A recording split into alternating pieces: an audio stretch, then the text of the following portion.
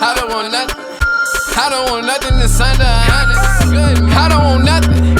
I don't want nothing that's under 100. I don't want nothing. I don't want nothing that's under 100. You know what it is?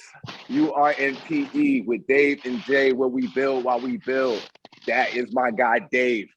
I'm his dude, Jay. Yeah, we got a superset today. We got my boy Israel DiCaprio in the building. What's good? What's good, brothers? What's good, brothers? What's good, brothers? I know.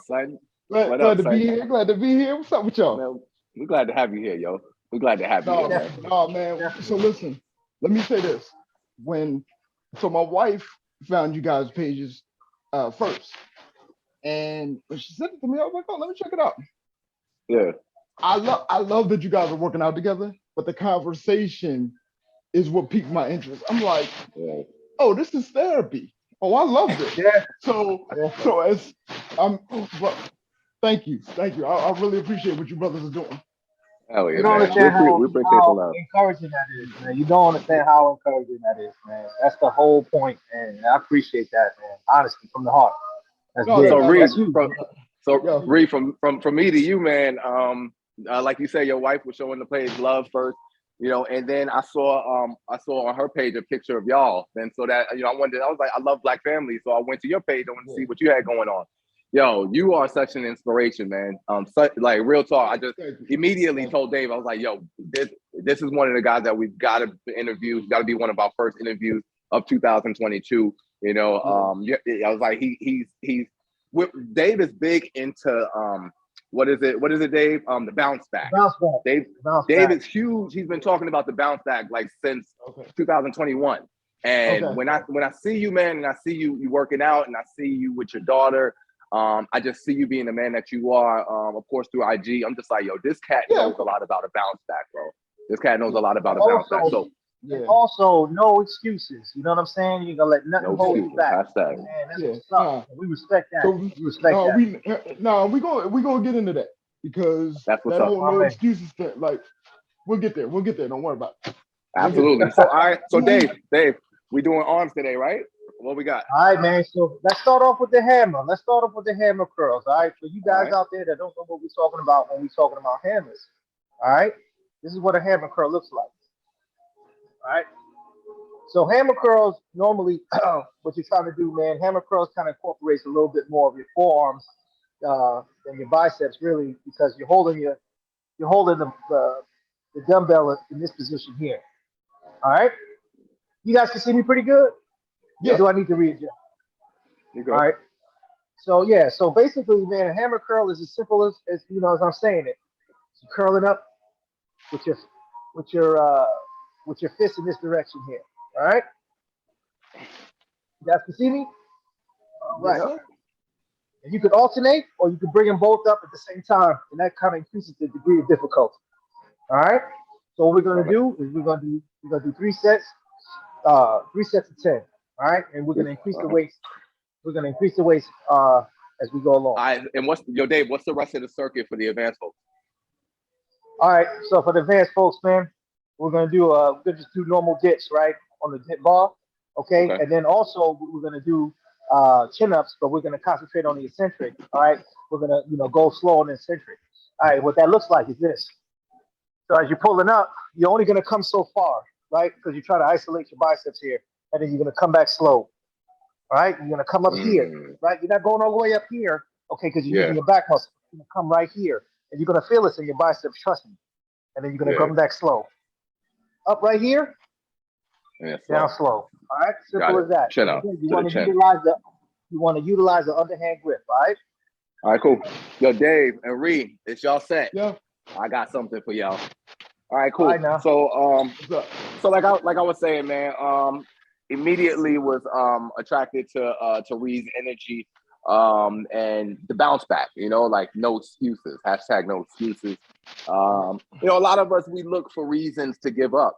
You know, we look for reasons not to be our best self, or we look for reasons to just, you know, not try, man. You know, so I was noticing Reed's form. I was noticing that he's working out, just kind of checking out his workouts. And I was like, you know, I'm interested in this brother. So then I started checking out some of his other videos, and And I also noticed that he called himself the cerebral assassin, right? So not only is he an MC, not only is he an MC, you know, because when you say cerebral assassin, I'm like, I know he's a thinker, right? So I'm like, he's sparked my interest. So he's an MC, he's a hip hop artist, you know, he's a family man, he's into fitness, but he also has cerebral palsy, right? Mm-hmm. So my mind is completely blown, right? Because I'm like, you know, I've been watching, you know, shout out to the Wu-Tang Saga, but I would, you know, who was it? What's his name? He had two brothers. Was it Ghostface? Ghostface had two brothers that had cerebral palsy. They were stricken into a wheelchair. So we just coming off of season 2 of that, and I'm like, this brother, here it is. Ree has cerebral palsy, and this man is not only walking around, but he's lifting weights, bro. Like this man is lifting weights. You feel me?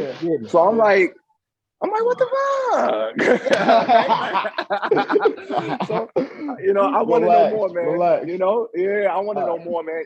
You know, so I did a little research, but I want to hear it from you. We want to hear it from you, man. What do you want folks to know? What should people know about cerebral palsy? Let me say this on camera. I said it in pre-production to you, brothers, but I want the world to hear this. My wife discovered your page, and she shared it to me. And when I saw that you brothers were working out, I was like, oh, this is dope. But then I heard the conversation.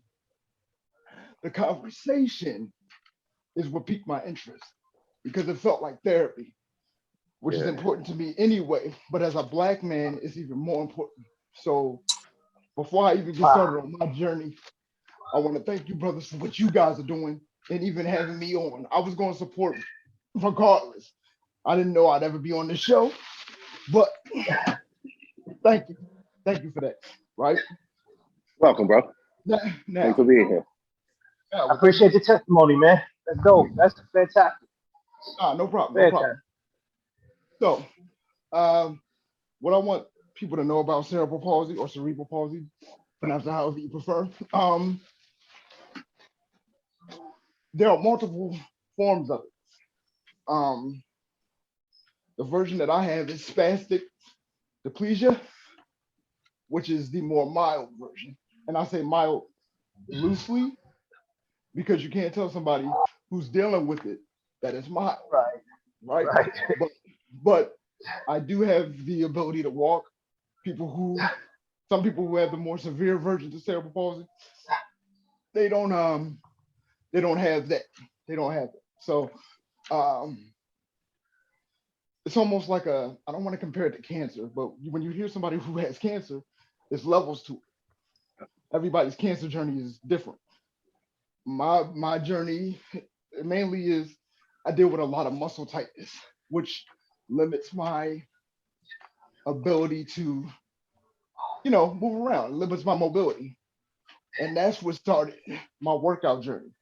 And I've always been like here and there with gym memberships, but after I had my daughter, I wanted to do more because in my head, I didn't want to be a statistic that went too early or went too soon and left my daughter here to fend for herself. Yeah. So if I can do anything to take care of my health, let's start. Yeah. And that's what my journey consisted of. It's not about body sculpting for me. I just want to make sure that I'm here for my kid long term. That's what started my journey. As far as fitness is concerned. You know what I mean? And like you said, I do make fitness posts, but I'm no fitness expert. I'm more so just documenting my progress for me. And if it inspires somebody along the way, then that's a blessing. That's a blessing. You know what I mean? It's definitely inspiring, bro. It is definitely inspiring, bro. Thank you, brother. Thank you. Definitely inspiring, yo. Yeah. So I got a question on top of that though.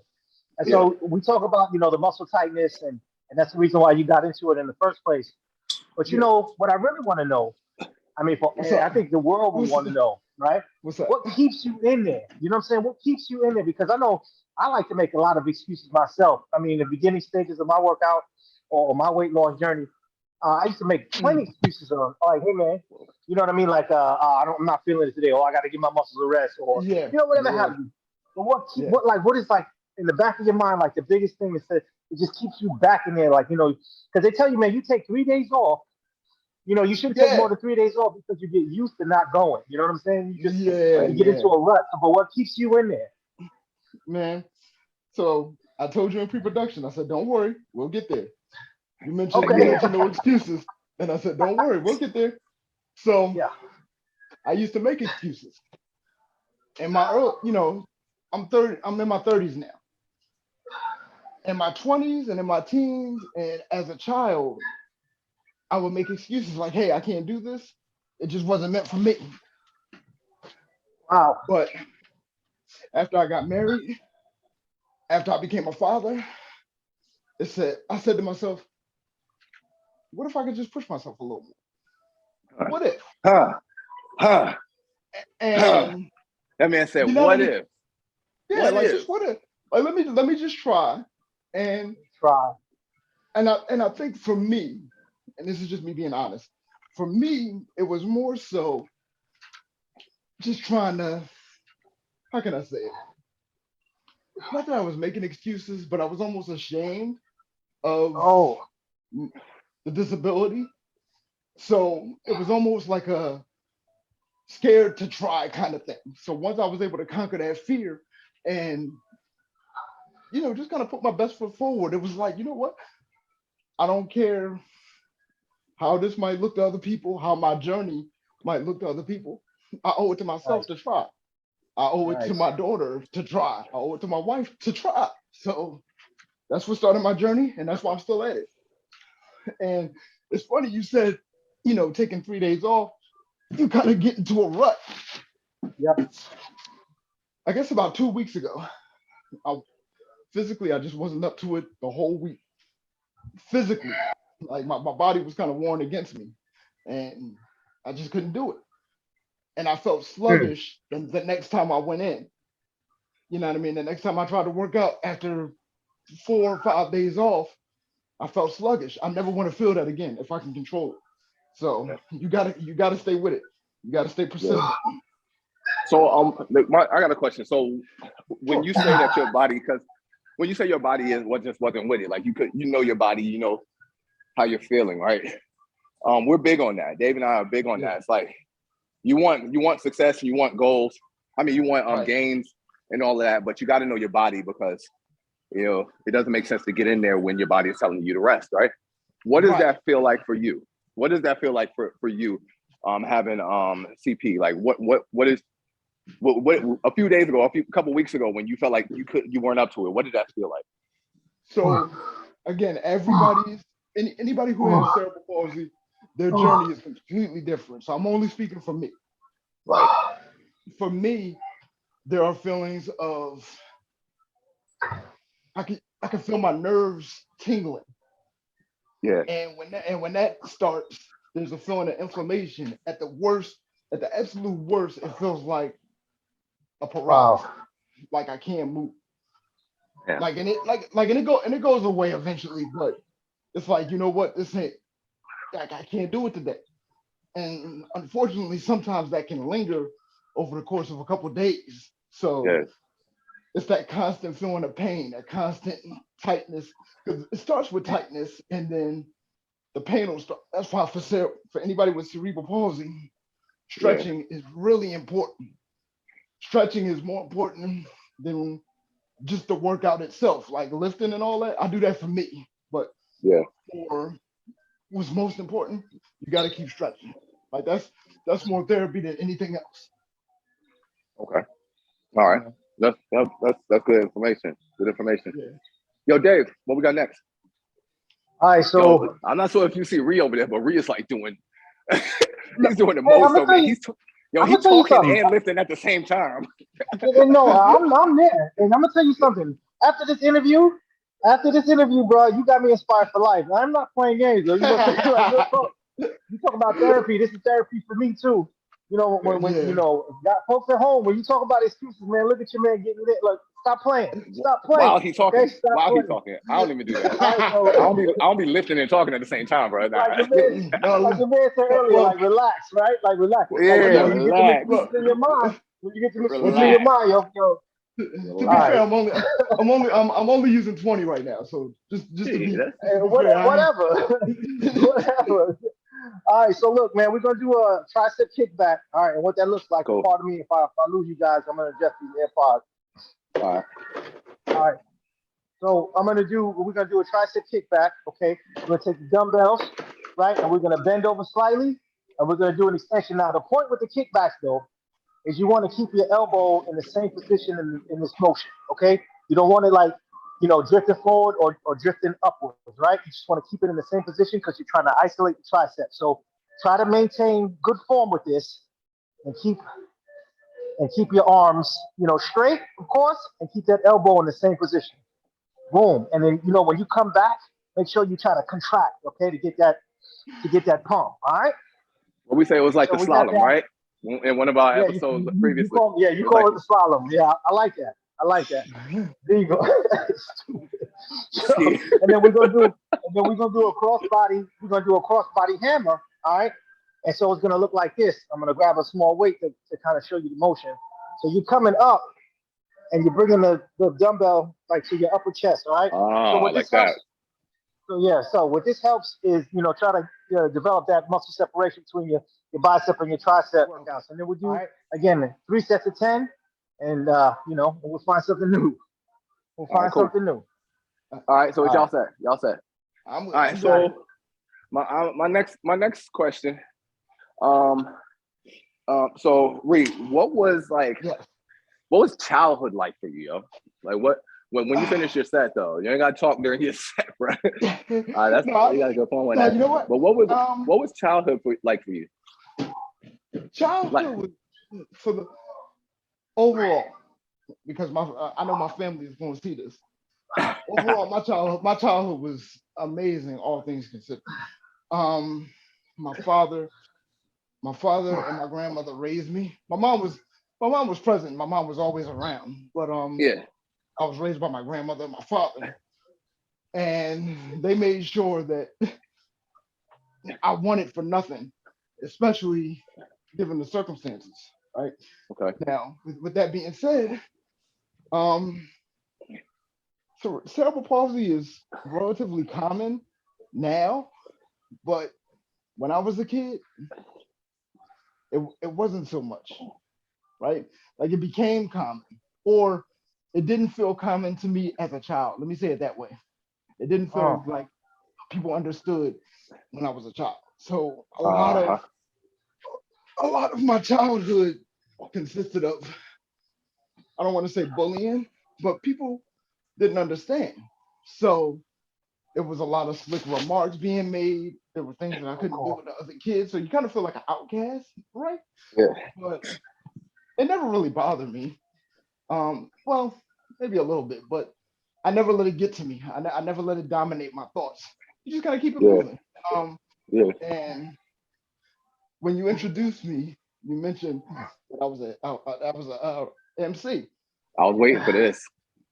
No, because I rap, but I don't really plug my music like that.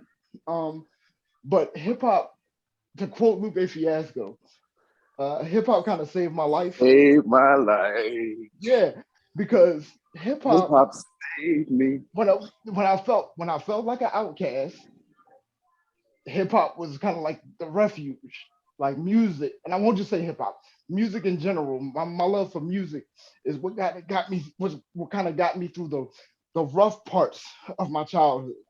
Yeah. So when I felt like I was being picked on, or I felt like an outcast, music was an escape.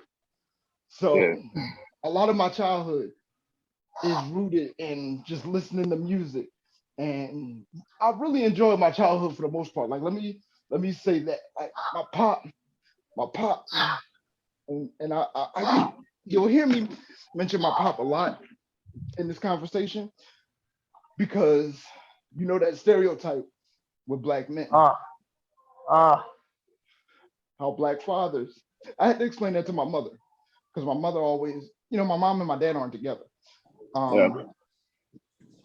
And my mom never really understood why I praised my dad so much. I love my mom, don't get me wrong. I adore my mother. But my father, I was one of the only kids in my class that had a present father. You know what I mean? Did you grow? You grew up in the city? You grew up in Philly? Yeah, grew up in the city. West Oak Lane section. Yeah, West Oak Lane section of Philadelphia, if anybody that's watching. So my father always did what he could.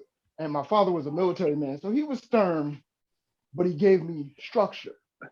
And I needed that more because of the cerebral palsy. You know what I mean? Like, my father never let me feel but too down on myself. Like, oh, you can't play sports in school? I'm gonna take you somewhere where you can play sports. And you just kind of adjust how you play.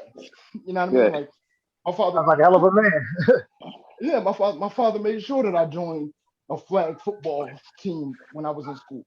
You know what I mean? So I've never really felt like too different as a child. It was more so just mental. And that's the issue with cerebral palsy. It can get into your mental. It's easy to kind of feel depressed, like you can't do something. And because of the structure I had as a child, I would have those moments, but I would always be able to fight through them because my father raised me to be strong. Nice. That's a very layered question. You know what I mean? So, you unpack that. You unpack the hell out of that shit. Yeah, I try not to be long-winded, but you're not. Nah. Hey, do it. Hey, nah. We embracing it. Yeah, and that was dope. That was dope. Thank you. That was dope. But my mother and my father were both there for me in different ways to make sure that, despite the disability, that, I felt like a normal child. I felt like I had a normal childhood. Like me and my pop always went to wrestling events. Like, that's probably one of the best memories that I have as a child is going to wrestling events with my pop. Like, we did that like every 3 months. Every time WWF or WCW came to Philly, we was in there. Who was your man? Who was your man? Oh, Randy Savage, hands down. Randy Savage was your man? Oh yeah. No, listen. I met Randy Savage. Oh snap! You want to talk about a dope childhood? That's dope. Dealing with a disability. My father made sure I had a dope childhood. That nigga took me out of school on a Wednesday. I never forget. Hell yeah! Took me out of school on a Wednesday. We drove to the Cherry Hill Mall in Jersey so I could shake hands with Randy Savage. Oh hell yeah, bro! I still got 2 of his autographs. Did he get any Jerry Curl juice on you? No. His hair was actually dry that day. That was crazy. Randy was king orator, bro. He had the best speeches in wrestling. So. He was the motivator, bro. He hit you with it, you know what I mean? Dude, Randy was the dude, the Intercontinental Champion, right? You know what I mean? That was the dude. Yeah, that was the dude, man. He can motivate anybody, bro. Yeah, so that was my guy. That's my guy. My guy was. I liked Randy, but my guy was Ultimate Warrior. Of course. Oh yeah. Of course.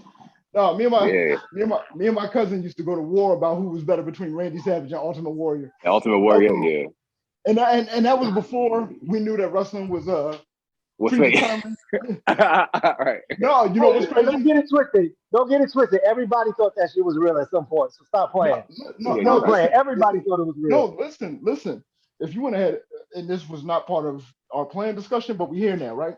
So wrestling, when it first started, everybody, and I'm talking about in the 50s and 40s, they treated wrestling like a boxing event.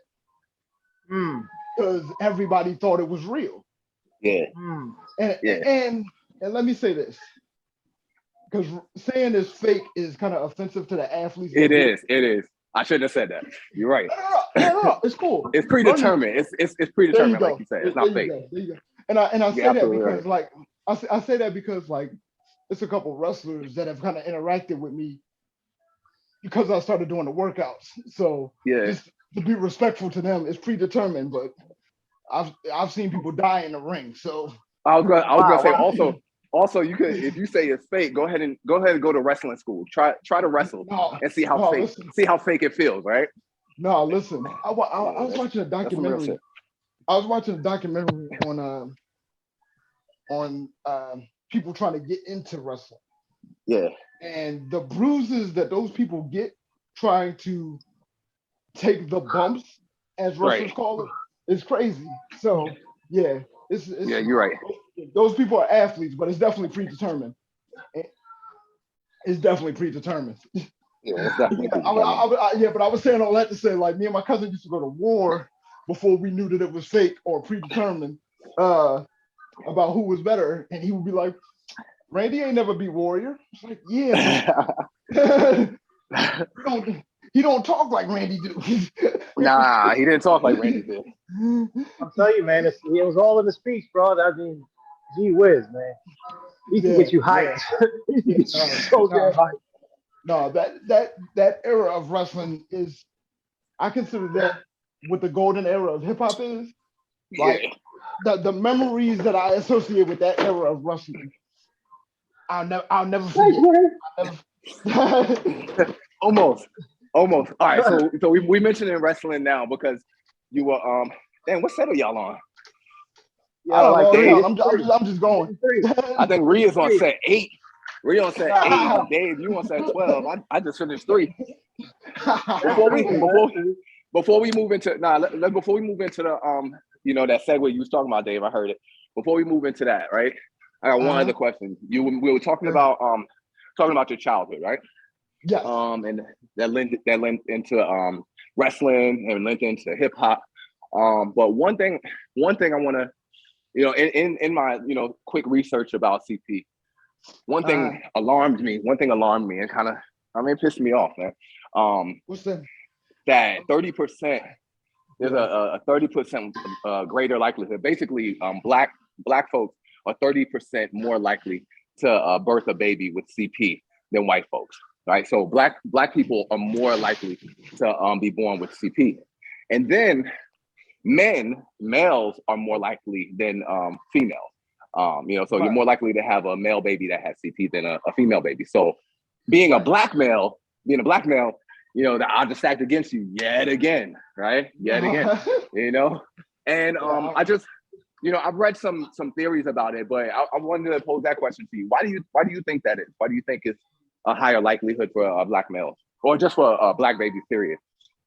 Hey. Well, before. Oh, my bad. But before we get into that, you good. Let's keep the workout going, right? Let's keep the workout going because, like you said, we're on like set 18 of the same workout. So look, the next workout, I'm gonna show you guys real fast, and then we're gonna get into that because I want to hear this. I'm excited about this question here. Hold on. But so we're gonna do some supination curls. All right, they look like this. Okay. All right, so you're gonna come across the body, and then you're gonna end up here, right? So you're trying to basically get that contraction, where you're getting that rock out there, all right? Boom, so you're coming across the body, and then you're gonna alternate, all right? We're gonna do, again, 3 sets of 10 on that, and then let me see that one more time. All right, one more time. So we're gonna come across the body, right? And then we're gonna end up here. So like you're twisting your wrist to pretty much get this contraction. All right. Got it. So, and then we're gonna do for triceps, we're gonna do some tricep push-ups. All right, we'll get on the ground, and then we're gonna put our hands in a diamond position. And we make sure that the camera catches this here. Oh, she wants to fall. All righty. And then so diamond position, elbows flared, and then we're just gonna push up. And so the goal here is, for me, is to try to, make contact with my hands, with my chest, all right? And push up. Simple as that. And then you want to keep your feet shoulder distance apart. Now, the closer you keep your feet to each other is the harder the exercise is. When you have a wider stance, it's easier. All right, so you guys, I'll let you guys determine that factor.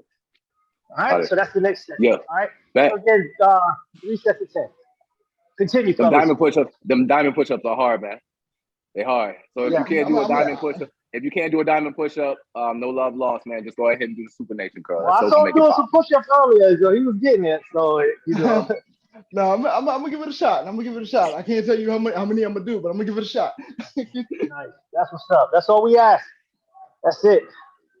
My man. Yeah, man. So why? Yeah. So why do you think that, man? Why do you think it's a higher likelihood of black babies to be born with CP than white babies? Do you really want to have that discussion? Fuck yeah.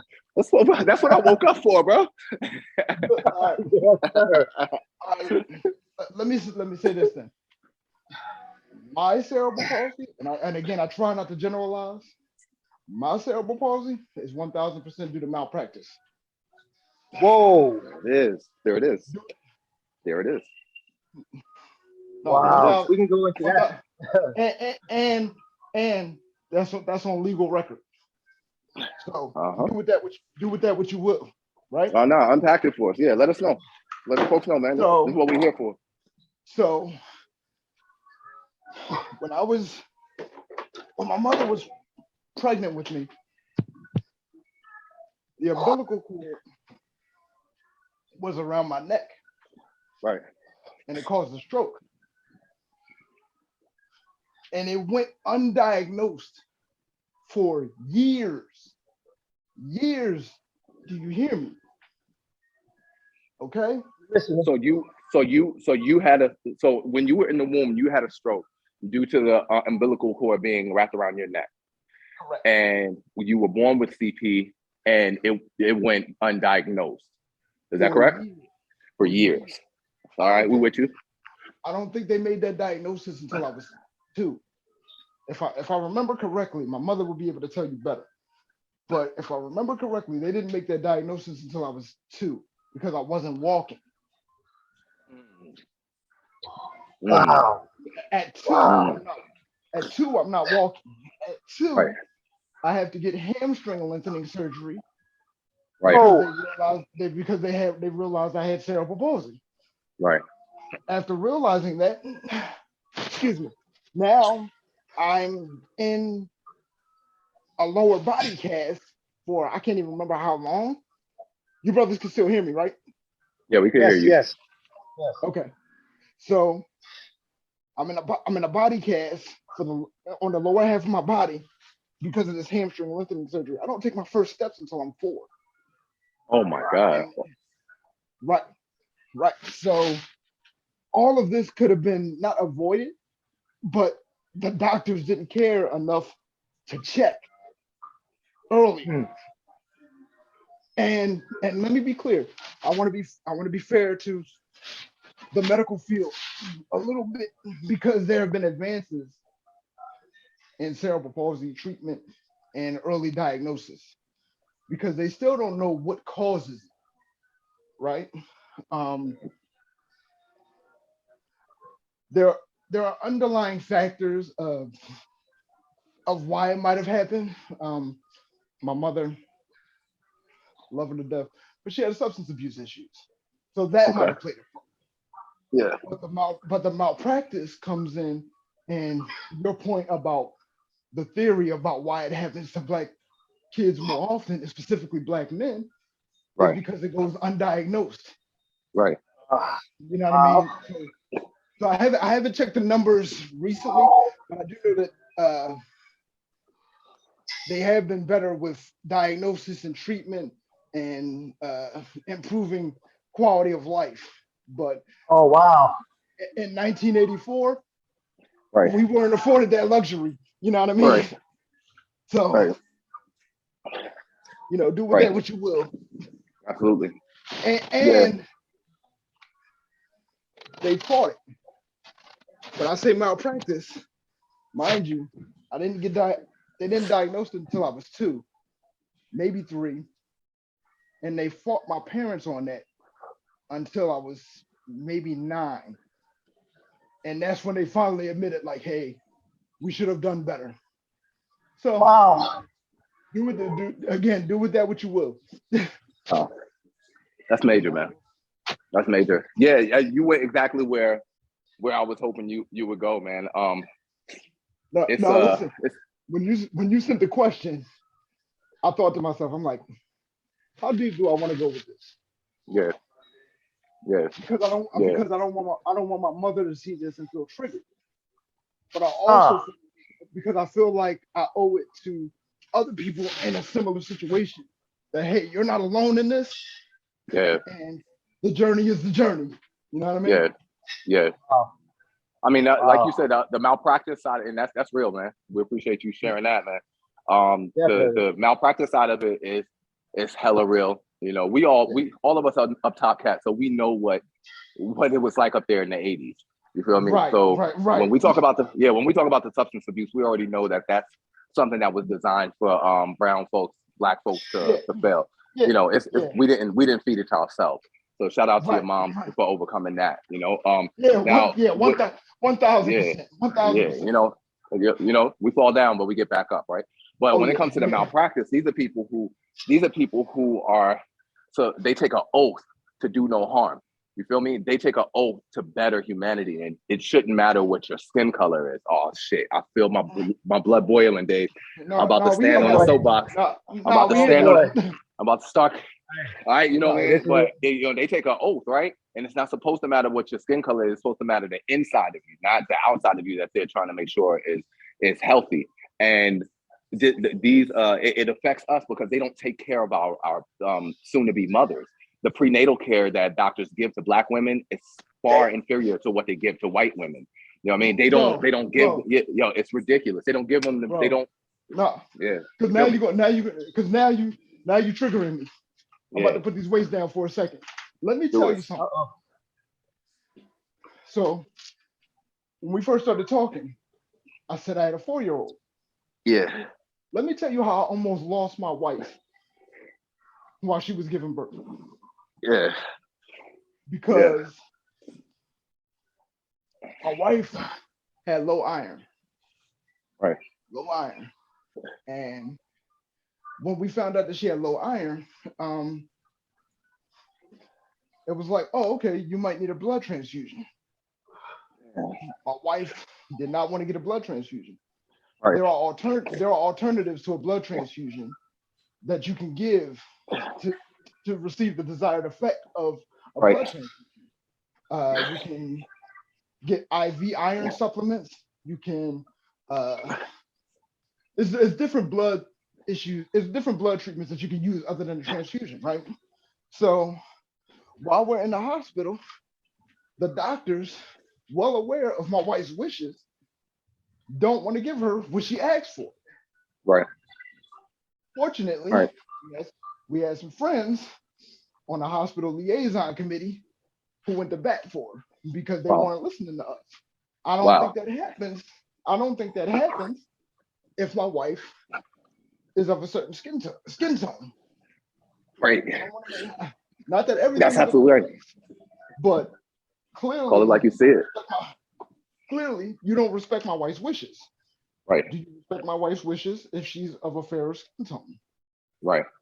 You know what I mean? So fortunately, she naturally, she survived, and everything is good. But still to this day, there are issues in the medical field with respecting Black women and Black men's wishes. Absolutely. You know what I mean? And I just want to point that out because you took me there. As soon as you mentioned prenatal care, it's like, yo, let me tell you this other thing. Like, right, absolutely. So I'm absolutely right, bro. I didn't mean to interrupt you, but that triggered me. Nah, that wasn't an interruption, man. That wasn't an interruption at all, man. It's just super important, man. It's mad important. It's mad important. And from what I see now, there's a huge push by Black women to find Black gynecologists and Black OBGYNs because they just feel safer. Yeah, they just feel safer. Yeah. You understand more. Now my wife's OBGYN is a white doctor. He's cool. Yeah. He wasn't the one we had the issue with. It was the head doctor at the hospital that was taking care of her treatment at the time that was giving her the pushback. So fortunately, things worked out, but the medical field still needs some some fine tuning. You know what I mean? Yeah, it needs some reform. Exactly. Right. All right. One more circuit. What we got, Dave? Hey, so I'm gonna leave it up to my man Reed, man. I'm gonna let you lead us in the next circuit, man. Let us know what we need to do with these arms, man. You know what I mean? So like, I done given you that. We've done 3 circuits, believe it or not, fellas. Like we having a good time. Yeah. So it flew by. So I'm gonna let you take over, man. What you got for us? Yeah, don't get me lying. I forget what this is called, but the overhead tricep joint. Yeah, the overhead tricep extension. Yeah, let's hit that. And it's crazy because I do this all the time, but I never really looked up the proper name for it. I just knew the move. Like I feel like Nick Nolte in Tropic Thunder when he was like, I don't know what it's called. I just know the sound it makes. It sounded it. That's exactly. I'm the dude that's dressed as a dude. Yo, listen. I know Robert Downey Jr. is catching a lot of flack for that role. I love that movie. Funny. That shit was funny. I love that movie. No, that was actually my favorite part. All right, so you're a movie buff. I can see that. Let's talk this hip hop, man. Let's talk this hip hop. Oh, Dave.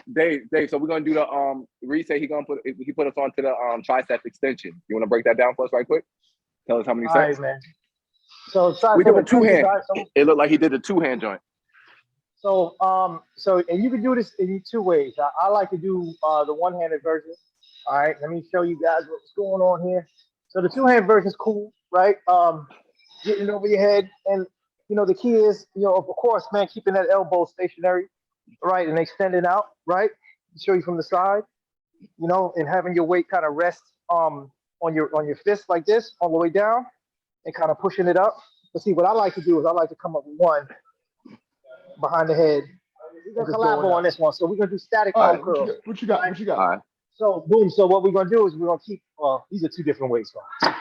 So we're gonna keep one arm stationary, and then we're gonna take it up, and we're gonna do 4 times on each side. 4, and then keep that one up, and then do 4 on that other side. All right, that's what we'll do. All right, cool.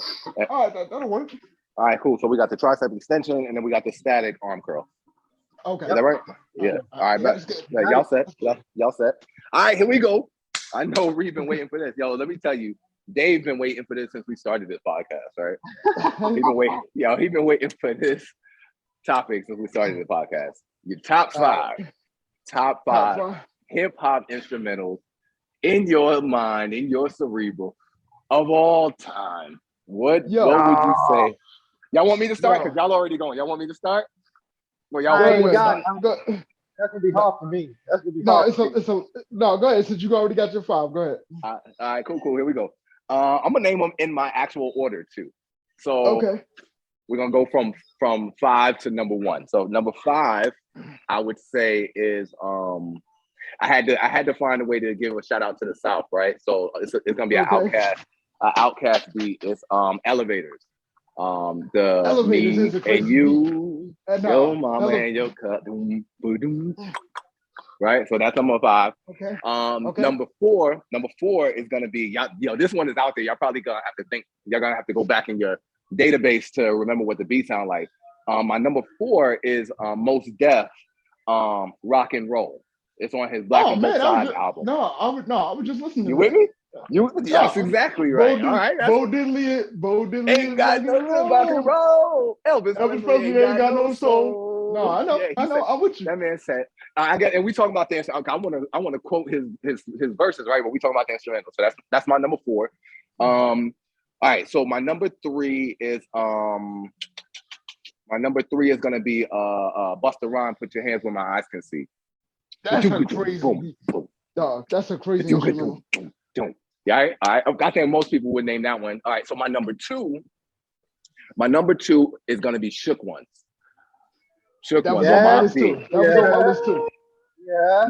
Right, and then my number 1. This one, it was hard. My number 1, it goes up top also to Wu-Tang. Cash rules everything around me. Cream, get the money. Dollar bill. All right. Those are my top 5. All right, I'm gonna need you to walk with me for a second, right? All right, what you got? Because when you asked this question, I was like, yo, you know how hard that is? You know how old hip hop? You know how old hip hop is? Right. So let me do it this way. My top 5 producers of all time are There you go. I like that. Dr. Dre, Yeah. DJ Premier, Yeah. Rock, Just Blaze, Bomb Squad. Right? Damn, okay. So if I'm going for Dr. Dre, I'll probably take either Murder Was the Case or Still DRE. I'm gonna lean towards Still DRE because you know that beat as soon as you hear it. Yeah, it will. Pete Rock, but Murder Was the Case, though. Ooh. No, Murder Was the Case was crazy fire. So, for Pete Rock, of course, They Reminisce Over You. Yeah. That's not even a debate for me.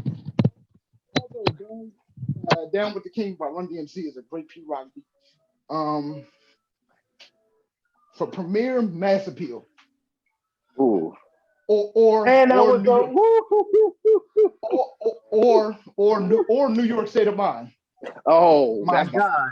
That's my joint. My God. That's my joint. For RZA, oh, Nas is like was my shit. Nas is like is up there. My.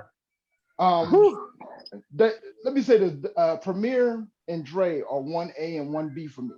Like, so if you ever had that discussion, like, it's no, I love them. Now for RZA, my favorite beats are probably Daytona 500 and Triumph. Yo, that Daytona 500. Daytona 500. Let me tell you something. Let me tell you something. So again, I remember I said that my father and music were pivotal to me being okay dealing with CP. There is a photographic memory I have of hearing Daytona 500 for the first time. Like I remember exactly where I was. I was with my father. He was driving a white and burgundy Lincoln LST. We was on our way to South Street in Philly. And they played Daytona 500 for the first time. I'm maybe 7 or 8 years old. I damn near blew my brains out listening to that beat. All right, so what did I say? Bomb Squad? Yeah. So for Bomb Squad, that's Public Enemy. For people that don't know, that's Public Enemy. My favorite Bomb Squad beat is hands down Black Steel and An Hour of Chaos. Black Steel, okay. And you know that beat as soon as you hear it. You might not know that song by name, but if I played that beat for you, you would know it. A lot of people ran that beat. So a lot of people use it. So you lead me right where I need to go. Yeah. So number 5 is Just Blaze. Okay. Just Blaze sampled Black Steel and An Hour of Chaos for the game. The game had a song called Remedy on Doctor's Advocate. And it was essentially the Black Steel and An Hour of Chaos beat, and Game smoked it. But my favorite Just Blaze beat is probably American Gangster, the Jay-Z track. Ooh, that shit's so dope. Ooh, that shit's so dope. That beat is fire. That shit's so dope. And then probably my second favorite Just Blaze joint is probably The Rock, the Cameron joint with Bleak and Beans. Yeah. It's The Rock. Yeah. Yeah, I can hear it. I can hear it. No, it was on Come Home With Me. Yeah, it's The Rock.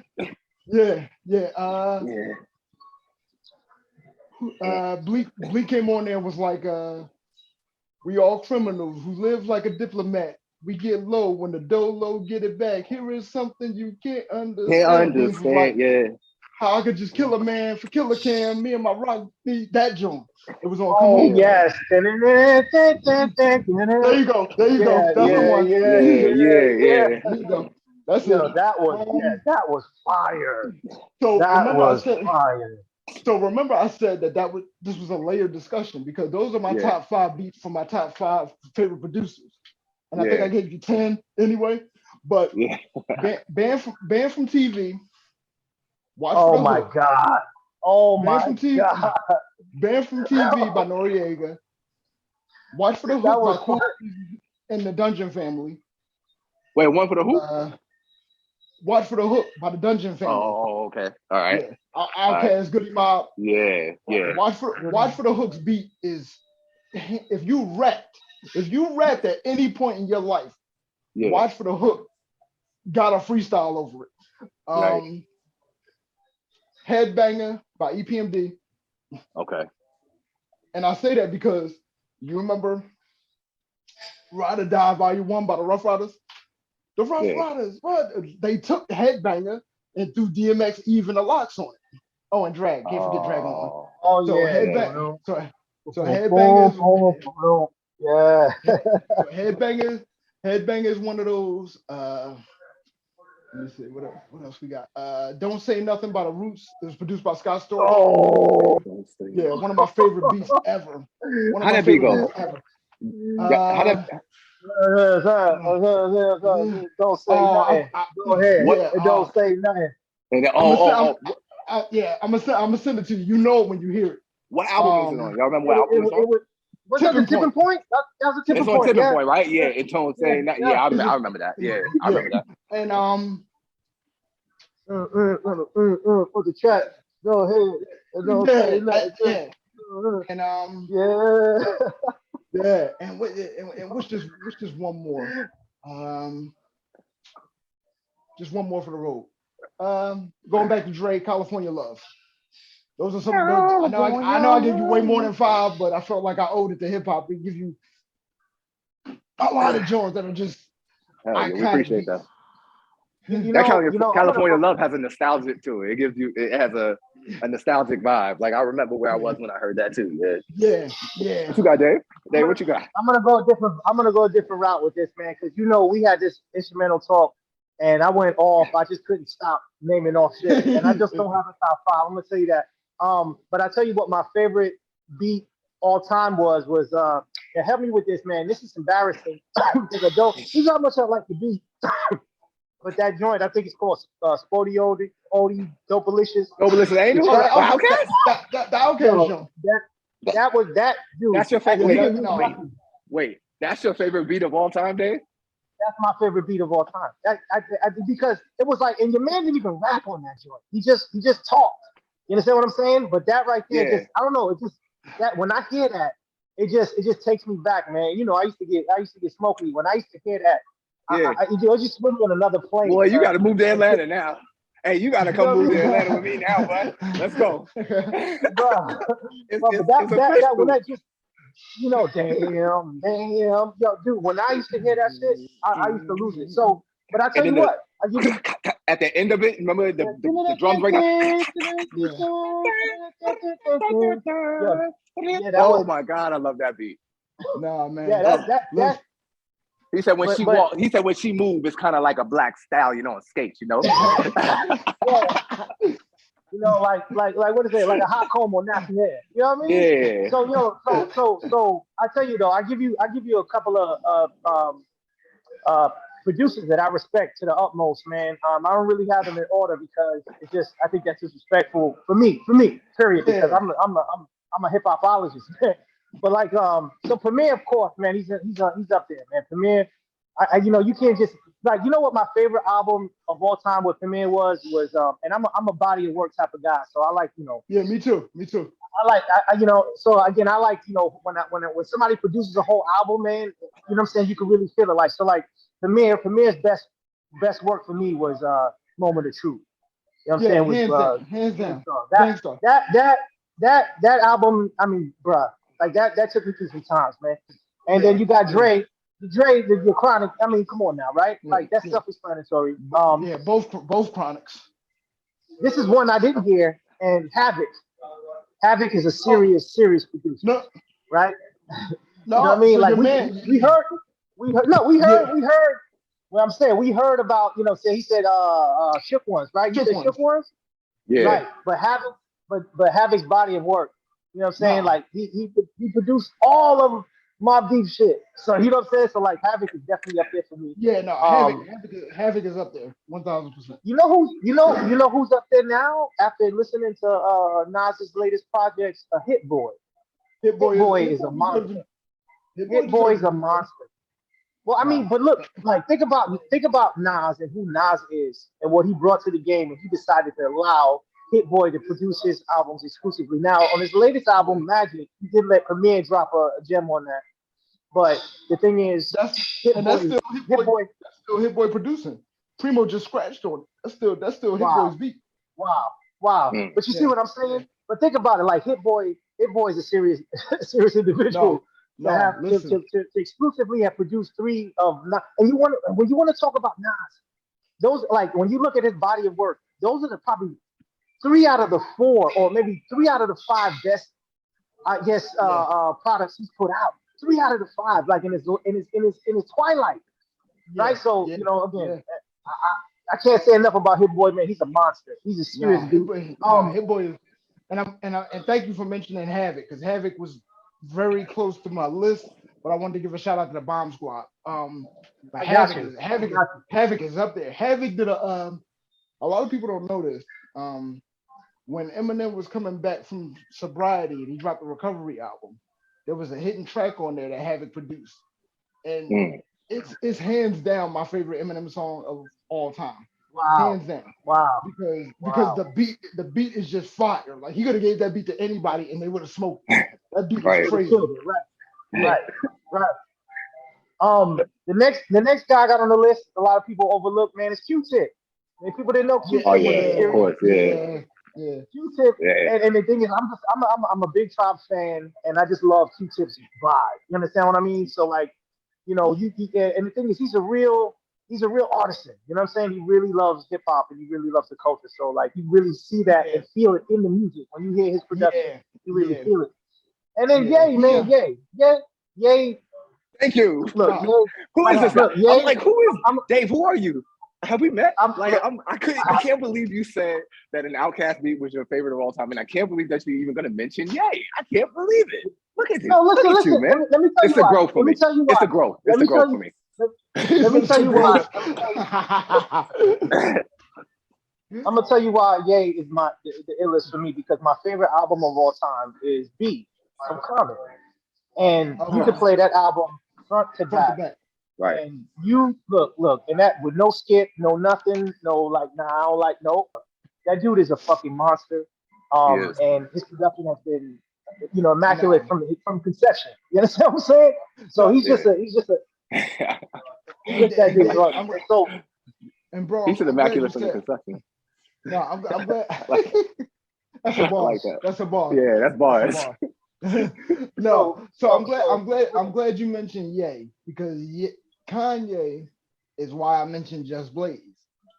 A lot of people always mention Kanye for the Rockefeller sound, and I wanted to give a shout out to Just Blaze. You know what I mean? But those two are synonymous. If you put Just Blaze in your top 5, Kanye is right there. If Kanye is in your top 5, Just Blaze should be right there, because they both dominated that era. Now Kanye is single him. Just Blaze is a monster. Like, don't get it twisted. I love. But see, I don't know. I guess it's, as far as influence in my life, right? Like, what kind of moved me. Like, again, there's a lot of other producers out there. Like, Evil D. You remember Evil D from OGC? Evil D was a monster producer too, right? So like that, and that was our era. That was from Brooklyn. You know what I'm saying? So like, I give him pop, but boot camp, right? So, but that didn't move me. That doesn't move me like boot camp. I ain't listening to boot camp. I got to listen to boot camp today. Damn. No, listen. Like, who was underrated was Sean Price. Sean Price was underrated. Sean Price's pen is crazy, man. R.I.P. to Sean Price. God. Right. He was underrated. And all right, so my top. Look, so this is the only person I would say that that belongs in a hierarchy. No kidding, that's on top of everybody, and that's Jay Dilla. Jay Dilla was the illest, bro. Yeah. Jay Dilla was the illest. Producing. Jay Dilla was the illest, right? So when you talk about the type of music that I listen to and conscious music, you got your Talibs, you got your Mos Def, the Roots, Q-Tip, the Tropical Quest, all that whole era, Native Tongues. Jay Dilla was in the middle of all of that, right? And when you go back and you just say, like, if you go back and just look at his influence in the hip hop game and all of the things that he's producing. You'd be amazed. You'd be like, yo, he did that. He did the light, right? Correct me if I'm wrong. He did the light. Jay Dilla did the light. Yeah. 1,000%. Oh yeah. You know what I mean? Yeah. You remember that impact. And JD produced on Busta Rhymes' first solo album. He produced on the Okay. Like JD's been around forever. And he left enough beats that people are still rapping on today. Wow. Like, and Busta Rhymes was there too. That's legacy. Yeah, that's legacy right there. But that goes back to the Native Tongues movement. Leaders of the New School is a part of the Native Tongues movement. They're, you know what I mean? Right. They're like an extension of that. Yes. I'm glad you mentioned. You're right, and I'm glad you mentioned JD because then it makes me think about Ninth Wonder. Ninth Wonder. That's what I was waiting to hear. I was like, I can't believe nobody said Ninth Wonder yet. Oh my God. Wait. So that's why when you said top 5 instrumentals of all time, I'm like, dude, we're gonna skip the workout. Like that's such a layer. I did. I didn't even get them static arm curls in. I didn't even get them in. Exactly right, man. Exactly right. That's hilarious. Like that's such a layered conversation because like then you got to think about how old hip hop is. You got to think about how many beats you've heard in your lifetime, just to name 5. Like Trick Daddy Shut Up is one of my favorite beats of all time. Oh my God. Like, you know what I mean? Like it's how deep do you even the Magnolia class. Magnolia class. That beat was there. Yeah, that international players anthem. International players anthem. Juicy J. Yeah, Juicy J and DJ Paul produced that. Smile by Scarface, that's on there. That shit is dope too. Make them say by P, Beats by the Pound. Like it's, you know how many beats, and I'm just talking about beats. The beats. You know how many you remember the impact? You remember the impact about it? You remember how that joint dropped? Yeah. About it? Yeah, like dog. No. Real rap. No, not that one. The about it. It started with the drums. Yeah, the joint that Cam and them flipped. And it's So Beats by the Pound. Nah, we gonna be on your stuff, bro. Hey, we gotta get out of here, man. We gotta get out of here, man. You know your stuff. You opened this up. This is your fault. He told me, he was like, we gonna be on. He said, yo, we gonna be on. It's gonna be a part 2. It's gonna be a part 2. Just let me know. If you guys want me on here again, I'll definitely do it. We can just pick up that conversation. Man, we do. We got this is a fucking great idea, man. Like, whose idea was this? Was it mine? I believe it was. Somebody here. You know, I'm gonna pat myself on the back for that one. Nah, man, but for real, man, yo, we're so glad that you were down to come join us. It's everything that we thought it would be and more, man. Of course. And you know what? Let me say this to y'all, since I know you guys are both hip hop heads. I'm gonna reach out to my crew for the Beat Connection podcast and see if we can have y'all on soon. Yeah, man. You know what I mean? We could just talk music. You know That's dope, man. That's dope, man. That's exactly what we hope for, man. We always end the podcast with our superset. We call our interview superset. So we always end our superset. You're gonna have to put those weights down though, Ree. Ree still getting that damn, bro. What kind of muscles you got, man? So Ree, we always end the superset with our guests giving like a bit of advice to our home workout buddies. Just something you've been thinking about, something you working through, or just something that you learned. It don't have to be major, but something that you want to leave them with, a little leave behind. Yeah. Let me just say this. I'll tell your fan base the same thing I tell myself. Don't ever give up. There's no reason to. Like, it's so important that you keep moving. However you decide to keep moving is on you. But the fight for life is important. You gotta keep fighting through it. You gotta keep fighting through it. Whatever you're going through, live to fight another day. You know what I mean? Like you don't feel like you can do the workout today, do it tomorrow. You know what I mean? But just don't give up. Don't give up, man. Like it's nothing that you can't do as long as you can do it on your terms. You don't have to do it to impress anybody else. Do it for you. As much as we talk about physical fitness and the journey of fitness, it's more about your mental. I work out to help my mental health. So nice. Same. Do what you have to do to get to whatever your goal is. And like I told my wife the other day, you know, my goals don't change, but I do try to move the goalpost for myself. All right, we made it here. Let's keep going, but see if we can go a little further. You know what I mean? So, that's what's up, yo. Do whatever you got to do to keep moving. You know? Name of the game. Absolutely. Hey, you nailed it, bro. I knew you would, bro. Hey, you've been in PE with Dave and Jay and Cerebral Assassin, Azrael DiCaprio, my boy Ree, part of the family. Hey, where we build while we build. Let's get it. I don't want nothing. I don't want nothing that's under 100. I don't want nothing. I don't want nothing that's under 100.